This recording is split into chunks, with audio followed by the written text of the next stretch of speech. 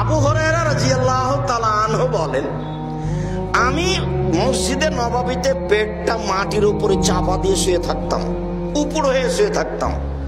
সাহাবীরা আমার গায়ের উপরে পা দিয়ে চলে যেত, ওরা মনে করতে এটা পাগল, আমার কোনো দামই দিত না।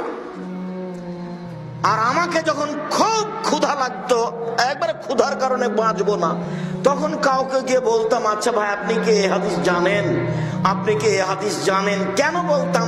ওই লোকটা যদি কোনো ফাঁকে আমাকে বলে, আবু হুরায়রা তুমি কি খেয়েছো, তখন আমি বলবো না, তখন লোকটা আমাকে খেতে নিয়ে যাবে।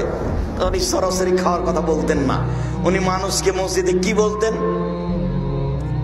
আপনি কি এই হাদিস জানেন, আপনি কি এই হাদিস জানেন, কেন বলতেন? কোন ফাঁকে লোকটা যদি বলে, আবু হুরায়রা তুমি তো হাদিসের কথা বলছো, তো তুমি কি কিছু খেয়েছো, তখন আমি কি বলবো?